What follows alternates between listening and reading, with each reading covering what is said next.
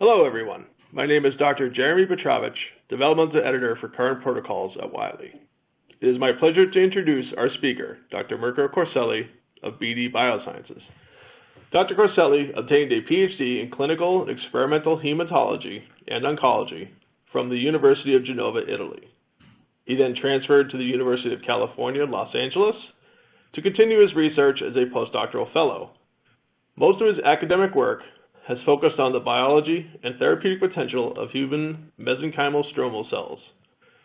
He is a staff scientist at BD Biosciences in San Diego, California, where he is a flow cytometry subject matter expert and is also involved in developing innovative immunology and immuno-oncology applications. We are excited to have Dr. Corselli present to us today his webinar titled Resolving Human Circulating Innate Lymphoid Cell Heterogeneity Using Advanced Single-Cell Analysis Technologies. And with that, I hand it over to Dr. Corselli. Thank you, Jeremy, so much for your kind introduction, and I also would like to welcome you all for joining today's webinar. I'm extremely excited to present to you today a story where we are going to show the use of advanced single-cell technologies to characterize in depth innate lymphoid cells. As part of the Medical and Scientific Affairs Group, as a staff scientist, we develop applications that showcase the power of integrated solution for the study of cell biology. And today's example, as I mentioned, we'll study innate lymphoid cells.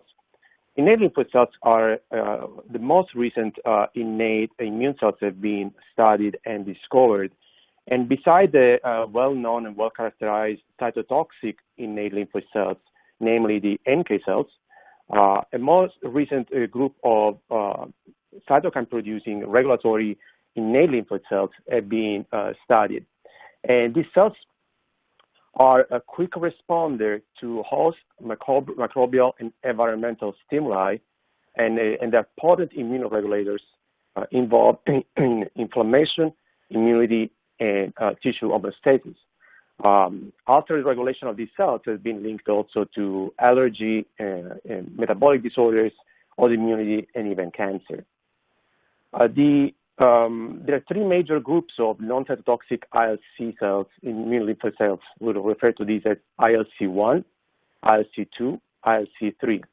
And these have been considered the counterparts of the CD4 positive T helper cells. And similar to their adaptive immunity counterpart, they've been broadly defined based on cytokine output.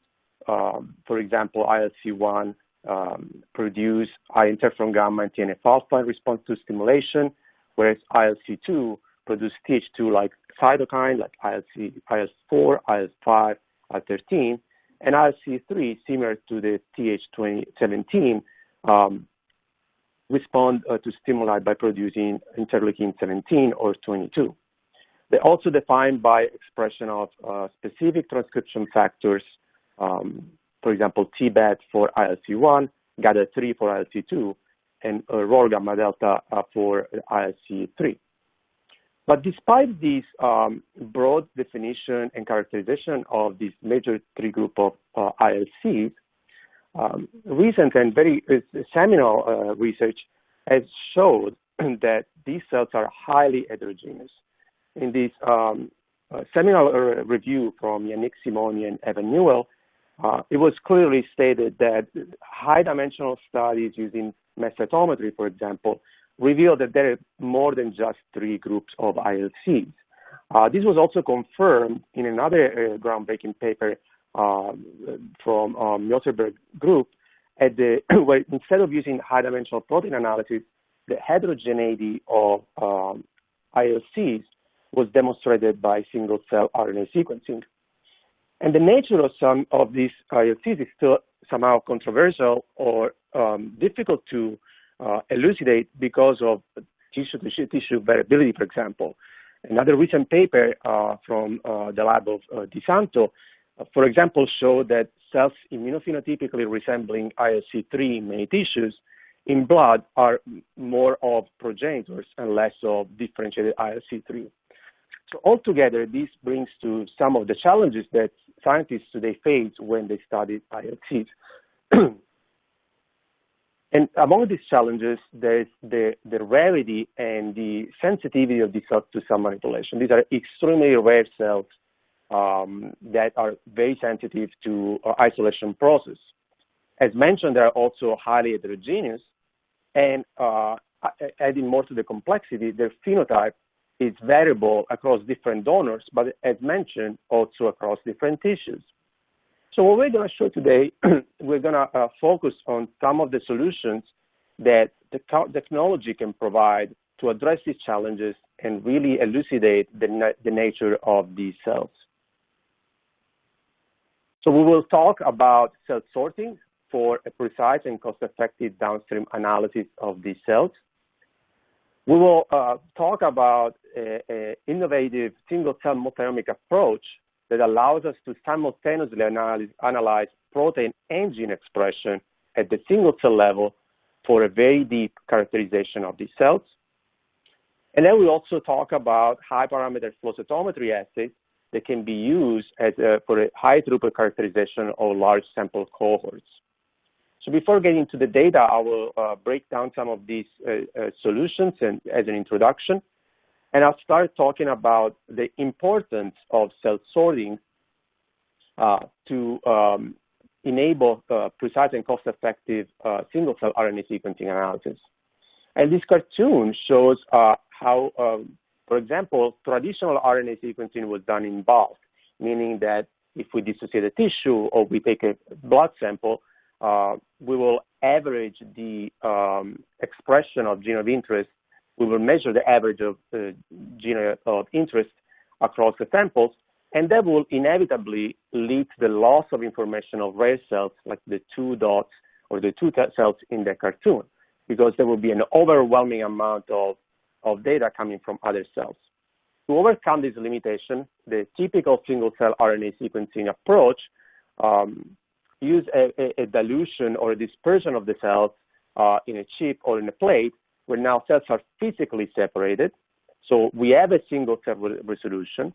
However, this approach is still costly because in the case of ILC, for example, where cells are very much rare, in order to analyze those two cells, we still need to sequence and analyze a lot of cells that we're not interested in. And the cost of sequencing is related to the number of reads per cell. So that would become costly because we're sequencing and spending money on cells that we're not interested in.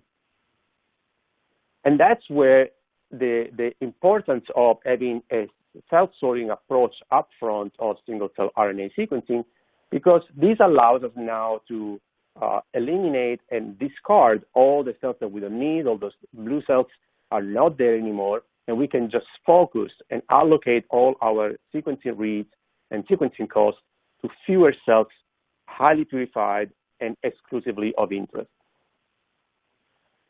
The second technology approach that we're going to talk today is the combination of protein and RNA analysis. I refer to those seminal papers where characterization of ILCs was carried out by individually performing either high-dimensional protein analysis or single-cell RNA-seq. However, those are two approaches that were individual, separate, and we could not easily integrate the information of the two technologies at the single-cell level. But new technologies like AbSeq technology and the single-cell solution with BD Rhapsody illustrated here allows us to combine the two technology. And this is achieved by using antibodies just like we use for flow cytometry. They're the exact same clones that we use for flow cytometry. But instead of being conjugated to fluorochromes, they're conjugated to oligonucleotide. And we can stain our cells. We can still detect those surface markers. We select and isolate single cells in a microwell, shown in the cartoon at the bottom right. And then when each well contains one cell that will be lysed, the RNA will be released, the oligonucleotide on the antibody is there, and both can be captured through a poly-A tail onto a cell capture bead.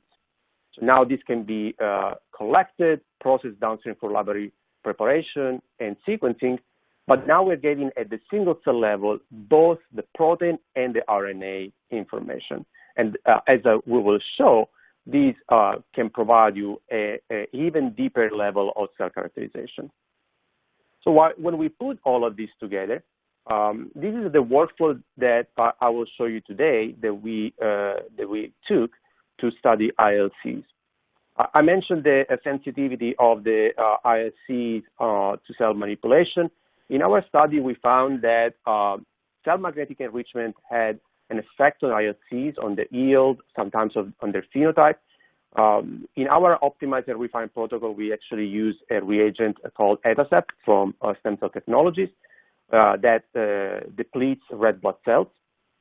And then we went ahead and stained our cells with a cocktail of surface markers conjugated to fluorochrome for sorting.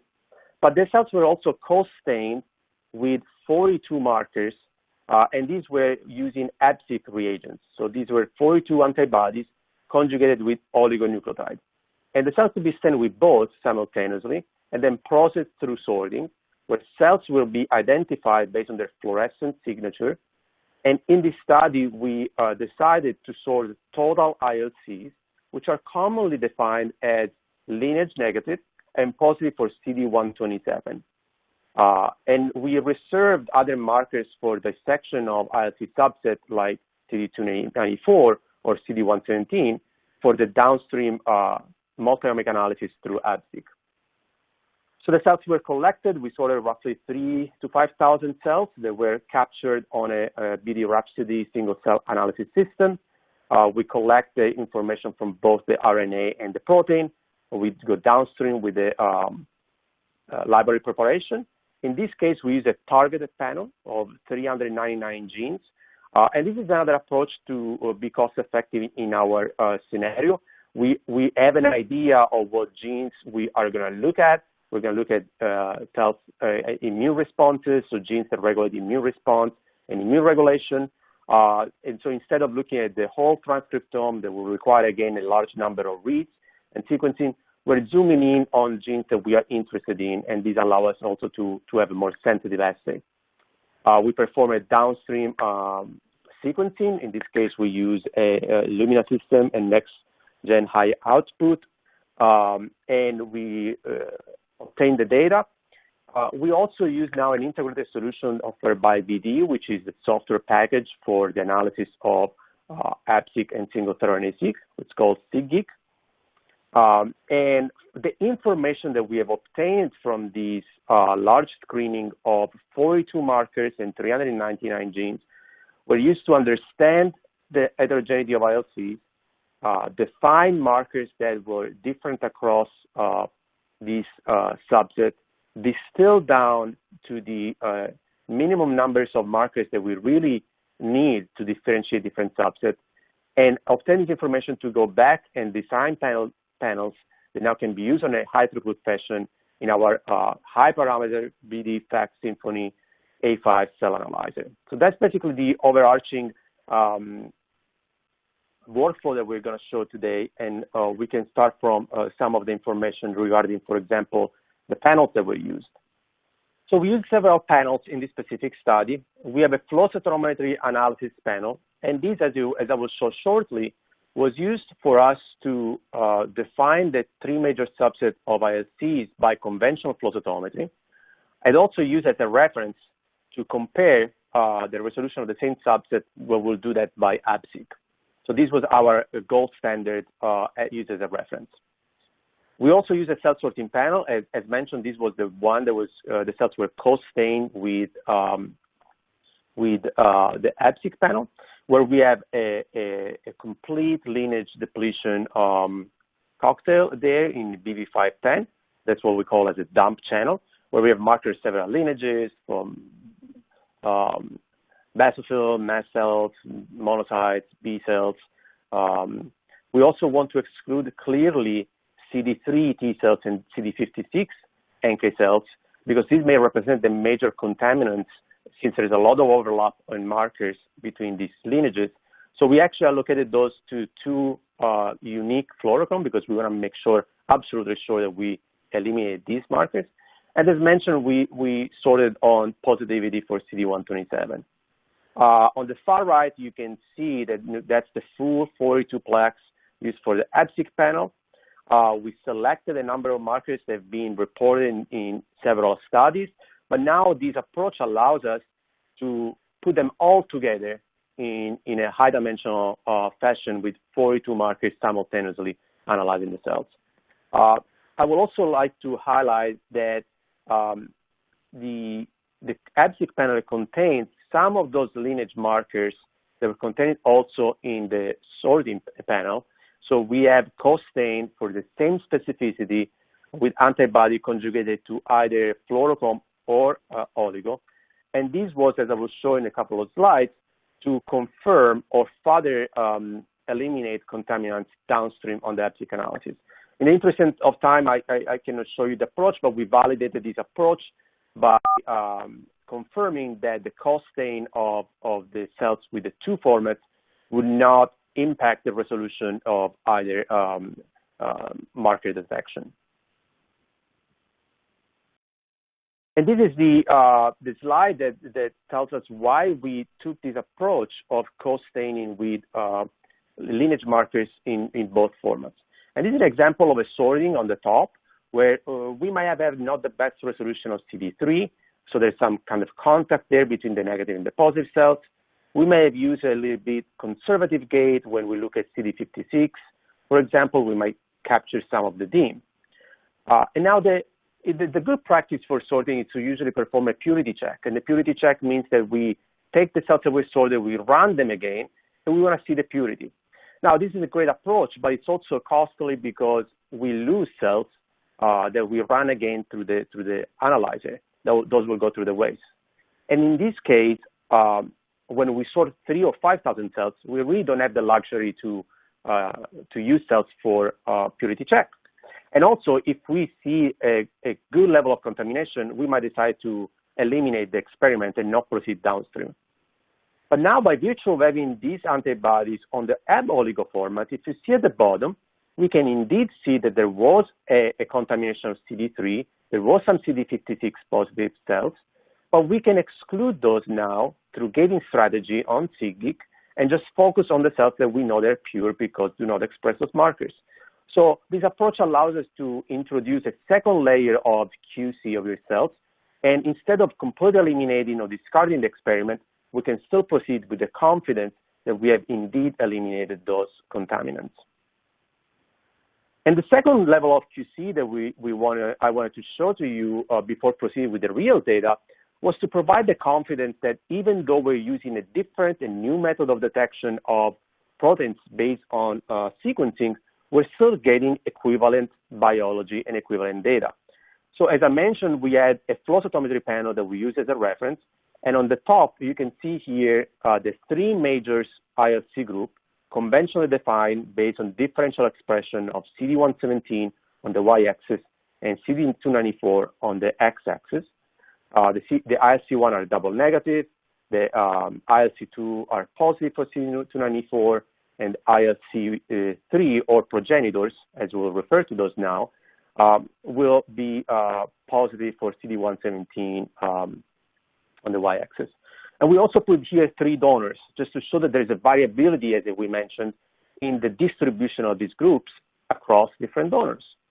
But what you see on the bottom, these are exactly the same sample that have been analyzed by flow and then sorted and then sequenced via AbSeq. And you can see that we have equivalent resolution, equivalent distribution. So you see the numbers, the frequencies are equivalent, but also specific because you can see those different distribution with donor 1 being enriched for ILC2, whether we look at these via flow cytometry or AbSeq.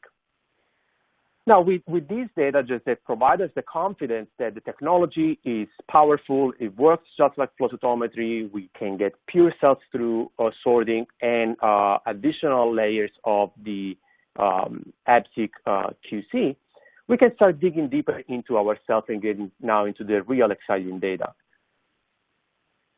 And the first thing that we will do, we'll look at the high level, are these cells really heterogeneous? So we're looking here at circulating ILCs. So again, we are using the conventional nomenclature. Now the CD117 positive, we're referring to them as ILC progenitors / ILC3.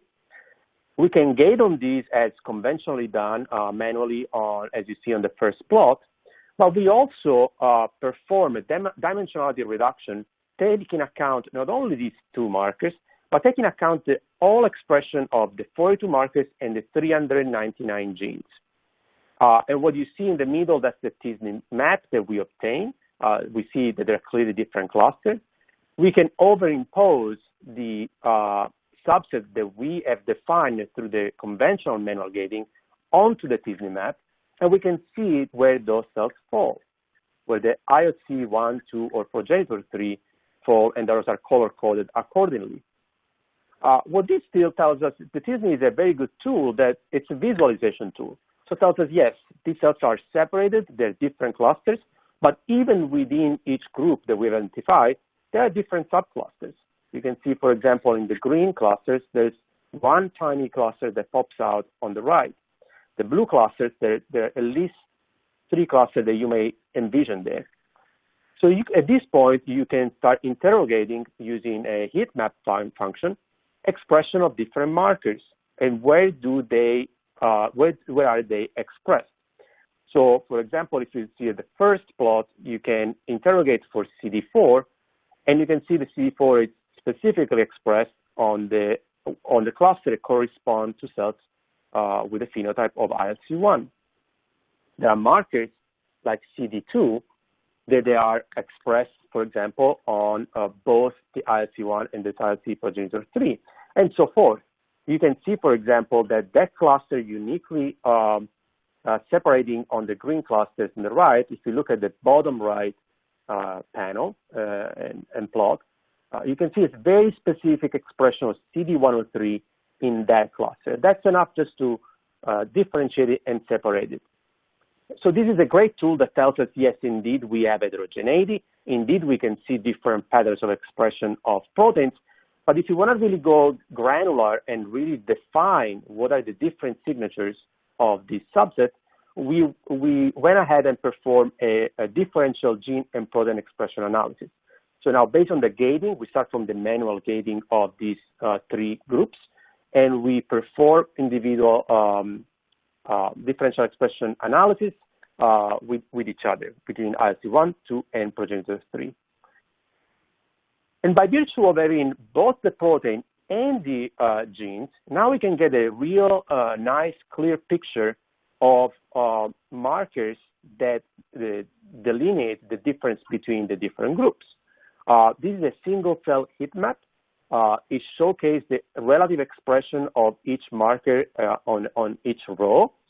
Each column corresponds to a single cell. So now we're looking one cell at a time, all lined up from left to right. And we can look at the expression of these markers one cell at a time in the different subsets. And by virtue of having that differential gene expression analysis, we have indeed identified a cluster of proteins. In this case, those will be identified as AB on parentheses. Those are information that come from the AbSeq, or genes that are exclusive or primarily expressed in one group over another. So this is a very powerful tool that is going deeper beyond those 2 markers, and so as there are more markers that define this subset and differentiate this subset.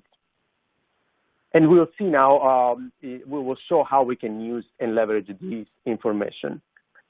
Another kind of analysis that we really wanted to confirm again that our approach was valid, that we see biological confirmation of our data, was to look specifically at the expression of those genes coding for those transcription factors that I mentioned in the introduction. They're very specific to these groups. And for example, we saw GATA3 highly expressed on ILC2. ROR-gamma delta was not very much expressed on ILC progenitor ILC3 cells, and that's consistent with the DeSanto paper. That's one of the reasons why these cells are not considered true bona fide ILC3. And TBX1 coding for TBET expressing a subset of ILC1. We also want to confirm that EOMS was not expressed on these cells, as this is more characteristic of the cytotoxic ILCs. We also want to cross-reference with the seminal paper that came from Björklund and et al. On the heterogeneity of ILCs defined by single-cell RNA-seq.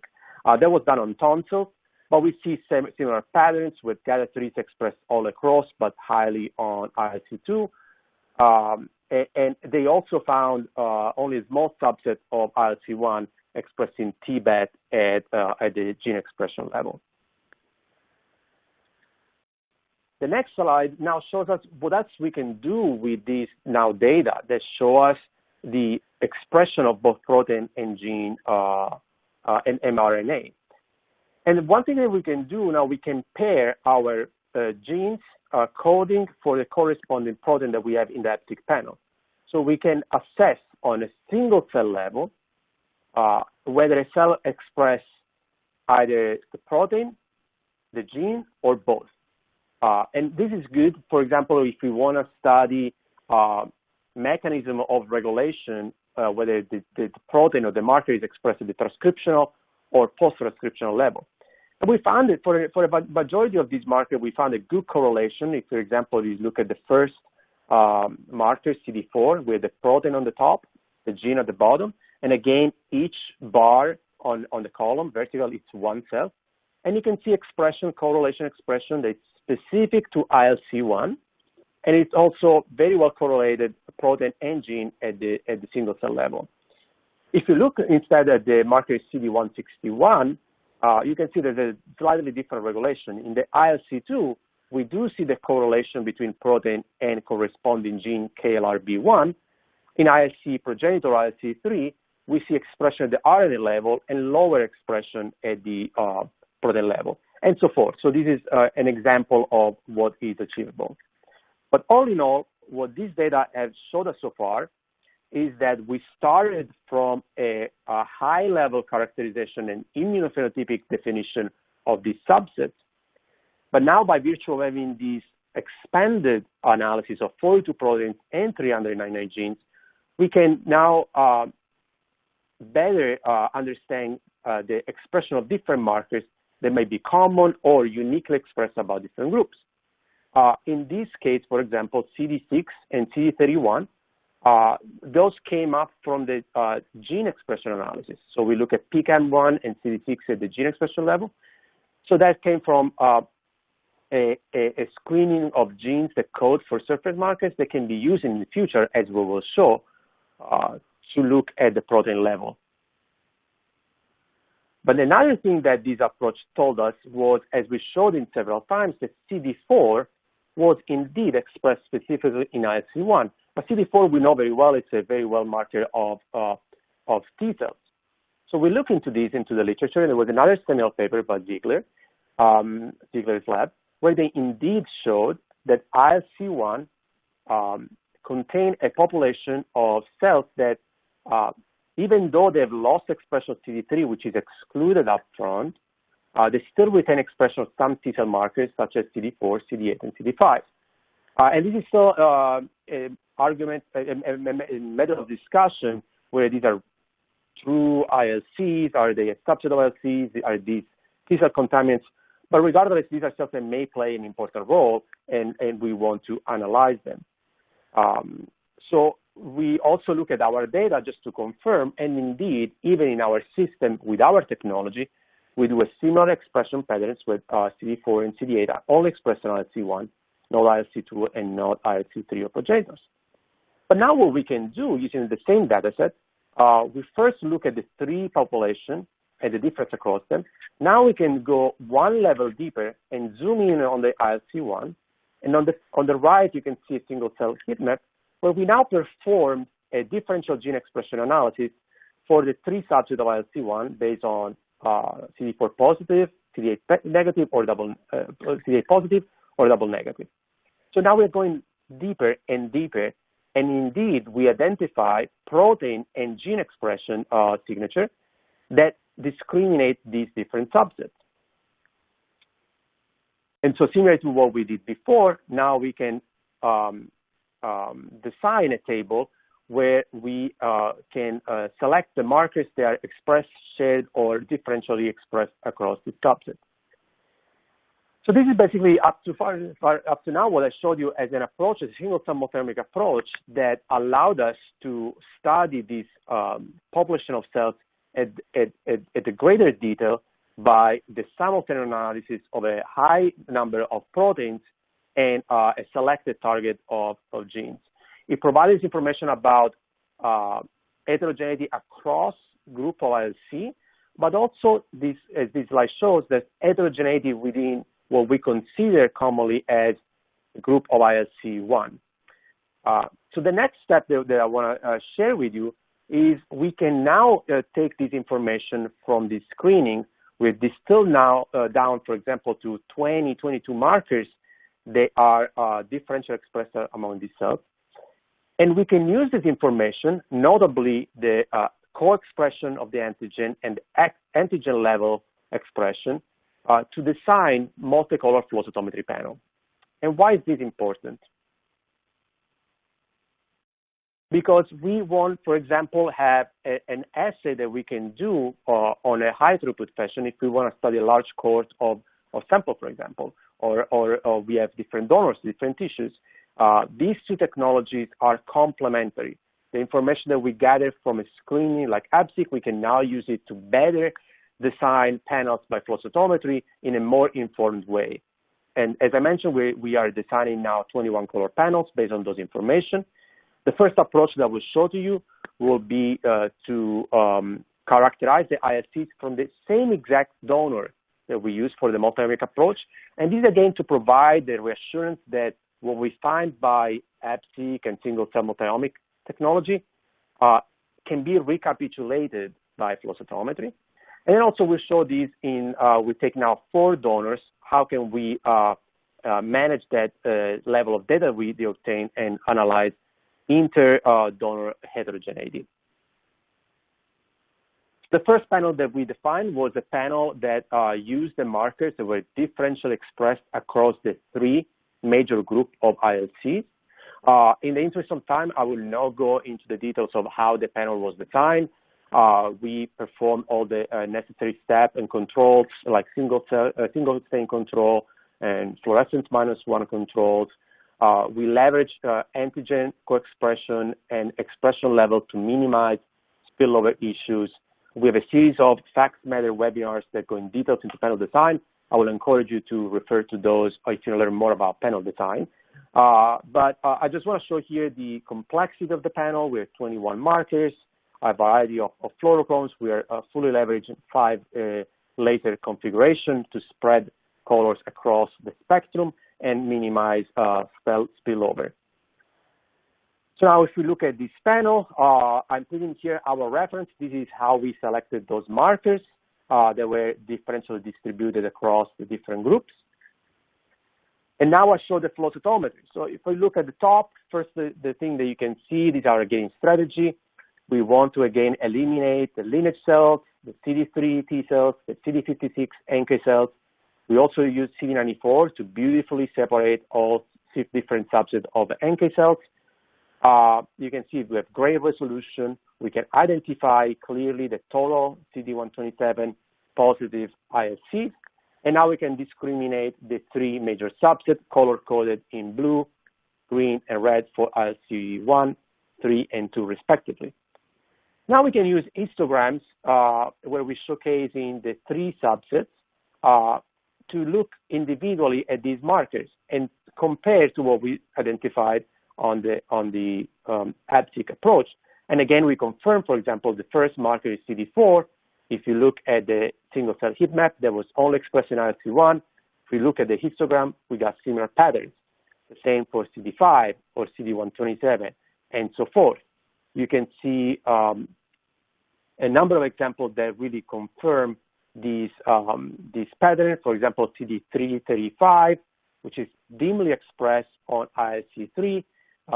Third plot from the bottom, from the left, you can see that discrete dim expression of CD335 on ILC3 as well.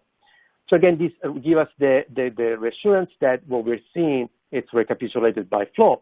But again, I also want to show the approach that we look at PKM1, CD31, which is the gene expressing coding for CD31 that was more highly expressed and more represented in ILC3. When we look at the protein, we can see some level of correlation, but we still see a strong correlation with the high expression in ILC3. But the protein is also expressed on other subgroups. So we took a similar approach here where we are now going to look deeper into the subset of ILC1. And that's similar to what I showed you before, just to confirm that's our reference with AbSeq. Again, we get a beautiful separation and resolution of our markers. We're going one step further. So from the total ILCs, we now focus only on the ILC1, double negative for CD117 and CD294. We have a beautiful discrimination of our three subsets based on CD4 and CD8. And again, clear resolution of all our markers corresponding to what we identified with AbSeq.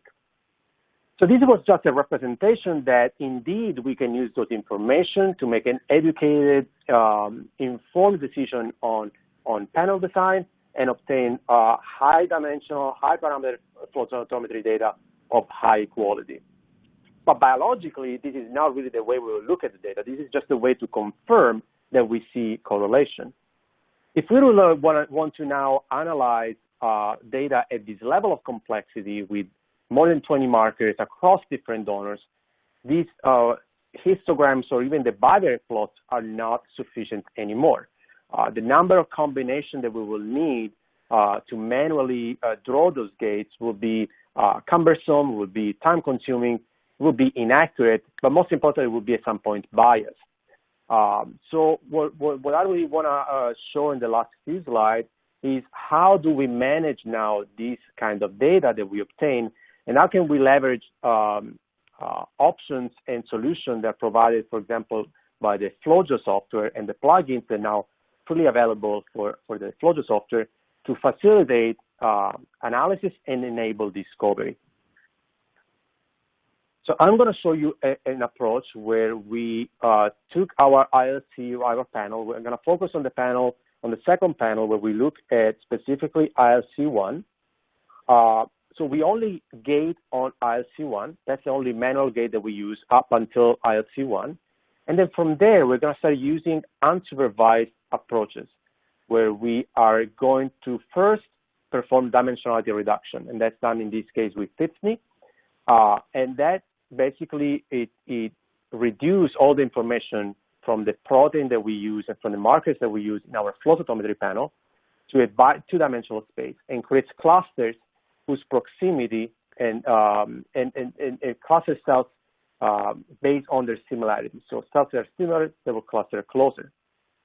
But this is more of a visualization tool, as we showed before. If we really want to identify the clusters and discriminate clusters that are unique, we are next going to use another plugin, another algorithm. It's called Phenograph, and this is going to provide us these discrete clusters identified based on differential expression of those markers.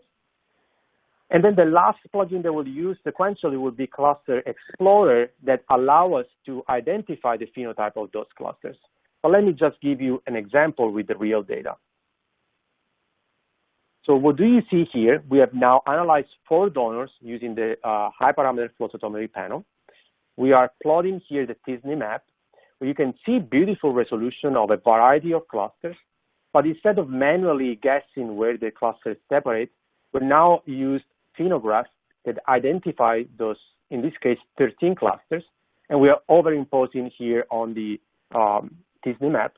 And you can see the representation of those clusters.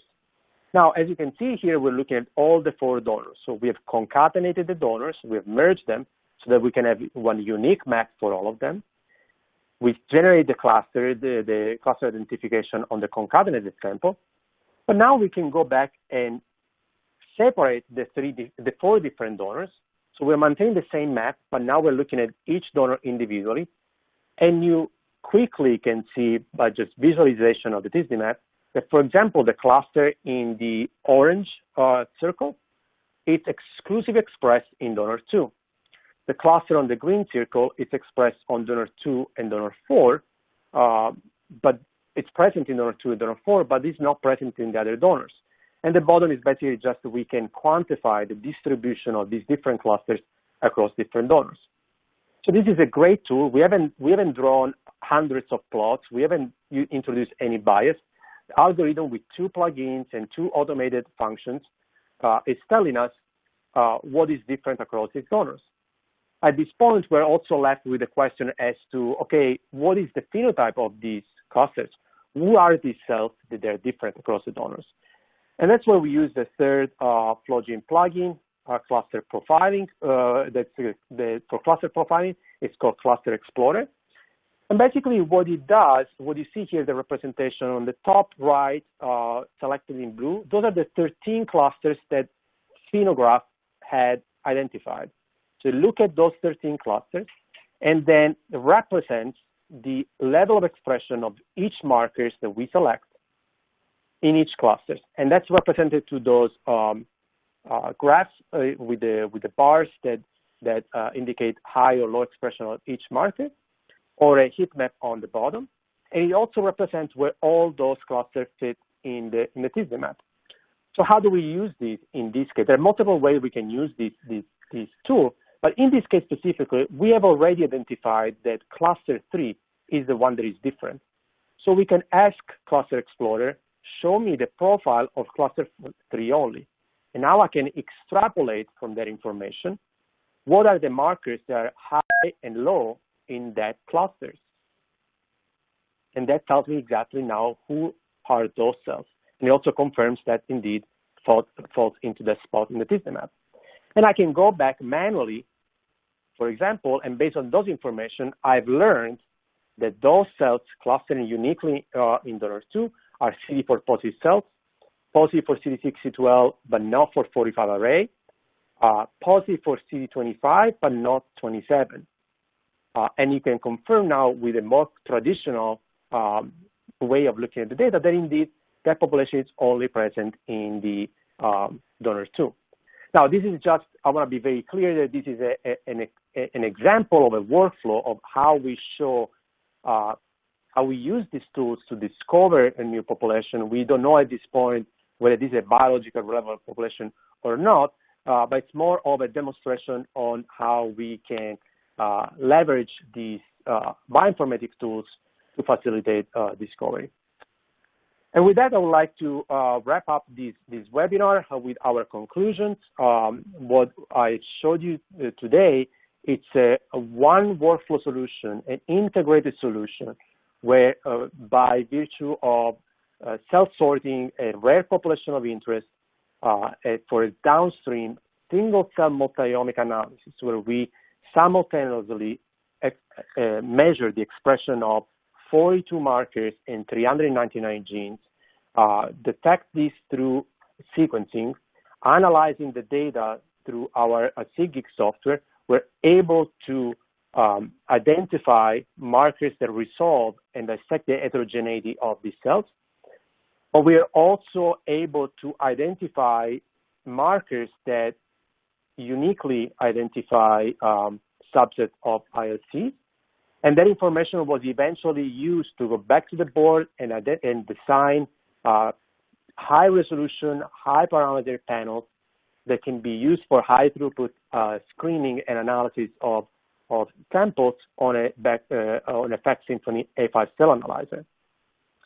But this also leads to what comes next, right? So we have showed, for example, that cluster was uniquely expressed in donor 2. Now, if I want to identify what these really sets are, if they're really biologically relevant, what I need to do is to purify these cells and perform downstream functional assay.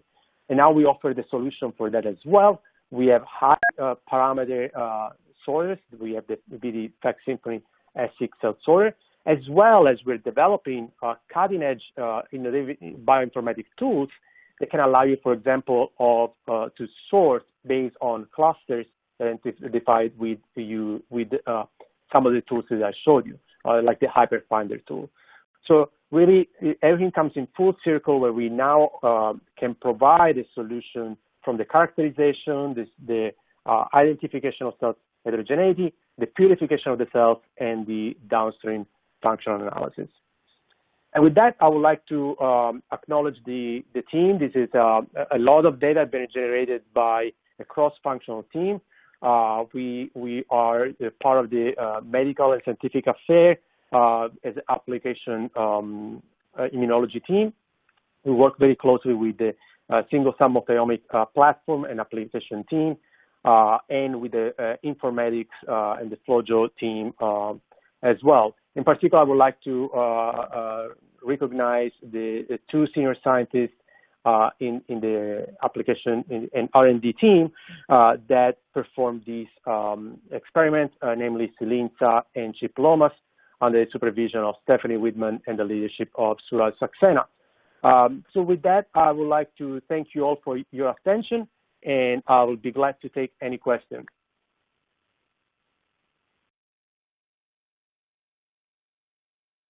Thank you, Dr. Corselli, for that webinar. Our first question today is concerning the AbSeq antibodies. What's the maximum amount of AbSeq antibodies that have been tested together in a single experiment? Thank you, Dr. Corselli, for that webinar. Our first question. Yes. So great question. The experiment that I showed you here today, as I mentioned, showcase 42 antibodies. We have internally developed protocols that allow to contain up to 100, at least 100 antibodies, and we will release our protocol shortly.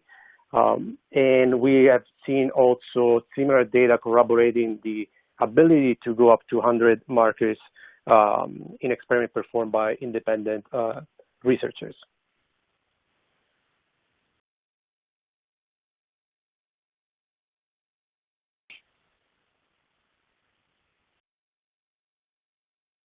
Thank you. What is the advantage of using a multiomic approach as opposed to analyzing RNA or protein only? Yes. So what I mentioned in the introduction, protein analysis or RNA analysis has been historically used independently to characterize the cells. And I think as I hope I showed you today, there is an advantage in using both simultaneously, because the short answer is that the more data points and the more information we have about one cell, the better we can resolve the complexity of biology. Through those studies of correlation of protein and RNA for the same marker that now we can perform, we have seen, for example, that not always there's a one-to-one correlation, and that's biologically expected. And this means that if we really cannot use RNA for a surrogate of protein and vice versa. So if we rely only on one omic, we will miss some information. So using more omics and more information will give us a clearer and deeper picture of the cell identity. How many parameters can be analyzed on a FACS Symphony system? Yes, the current configuration of FACS Symphony, the instrument is equipped with 5 lasers and up to 50 detectors. As of today, based on the fluorochrome availability, we can simultaneously analyze up to 28 color fluorescent parameters in a single experiment. Active dye development is ongoing to further increase and fully meet the capability of the instrument. So one of our audience members is asking that they are looking to sort a rare population of T cells, which is only approximately about 2% of their total number. They're looking to extract DNA and RNA from this limited number of cells, but have been having difficulty getting a good quality yield. Do you have any advice on how to maximize their yield, and are there any procedures or protocols for extraction that with even using that limited population, they can maximize what they're getting? Yeah, that's a great question. I think we will follow up on this question with more details. There's a lot in that question, but at the high level, we are very well aware that the quality of the experiment it's a function of the quality of the sample. So if you are dealing with a population that is rare, that is 2%, I hope I showed you today the value of, first of all, purifying that population to maximize your workflow efficiency. But with the sorting or the purification, we know we are manipulating the cells.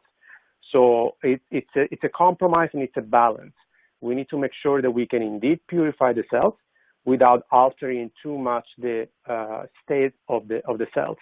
So there are a couple of tips and tricks, if you want, or of consideration that needs to be taken in account.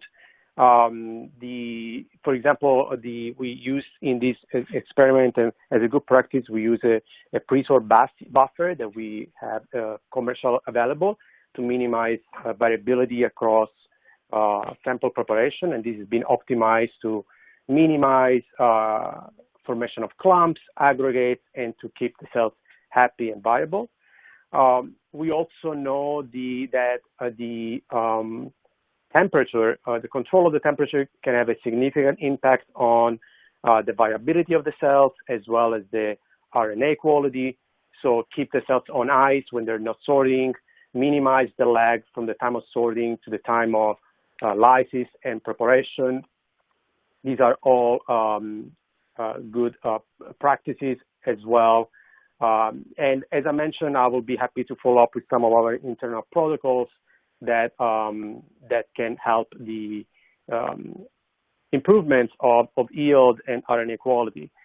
It also brings another point that when we deal with rare cells, a pre-enrichment can be beneficial depending on the cell type, because if we can perform a quick pre-magnetic enrichment, which is very gentle on the cells, then we significantly reduce the time of sort because we have already got rid of a lot of non-T cells, for example.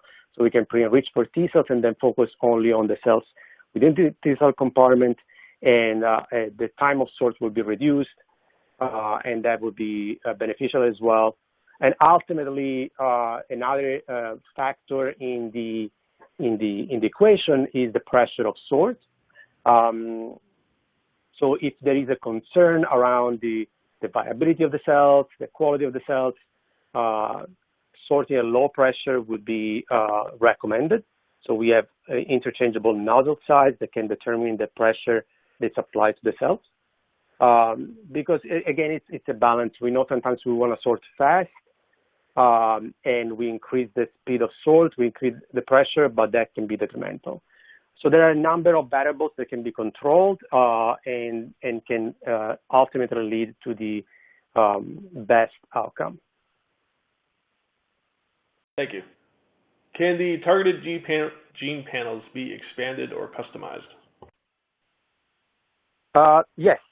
So we have a series of commercial available targeted panel, and these have been put together up to 399 genes based on common knowledge and common biology, like the one that showed you today, which is an immune response panel. The system allows to expand the commercial available kits by adding up to 100 of custom primers, or the system can be customized entirely with up to 500 custom primers that can be chosen by the scientists based on their own interest. That would be an additional option. Of course, there's the advantage of the commercially available kits that are standardized and they're released by BD as a company, but nothing prevents scientists to validate their primers and then build a completely new panel up to 500 genes of their interest. Thank you. In your talk, where were the ILCs sorted from? Yes, sorry that didn't come clear, but in this presentation, we focus primarily, exclusively, on circulating ILC. So we are looking at peripheral blood from healthy donors. We have screened a number of donors. We have seen a high degree of variability in terms of the frequency of ILCs, and that's consistent with what we know from the literature. We also, as I mentioned, I didn't have the time to get into the the details, but for the circulating ILCs, we tested different approach to pre-enrich cells prior to sorting. As I mentioned before, that's commonly a good practice because we want to do a first bulk depletion of cells that we're not interested in. However, in the case specifically of circulating ILCs, we experienced and we know that any kind of manipulation, even a magnetic enrichment, while it was effective in depleting lineage cells we're not interested in, it was also having an impact on the viability and in certain cases the phenotype of ILCs. And we tried different commercially available kits from BD as well as other companies, but consistently we saw a loss of yield after enrichment. And therefore we eventually identified for this biological system specifically the AbSeq reagent that basically depletes red blood cells with minimal manipulation of the cells. It was good enough to enrich our sample. It would just be total nucleated cells.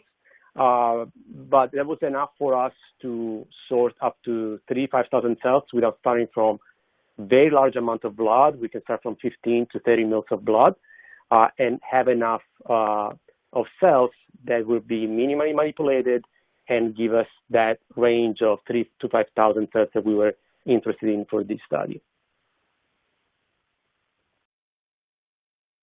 Thank you. In terms of some of the software you were using, what was the QC filter for the SeqGeek software that you used in the talk?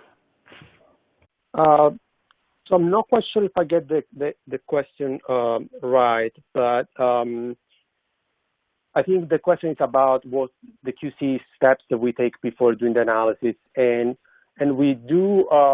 There's a QC function in the SeqGeek software where when you click on the button, it opens automatically 3 windows, and you can basically refine the selection criteria of the cells you're going to analyze based on the library size. So that in this case, different from flow cytometry, for example, we don't have information about the size of the cells.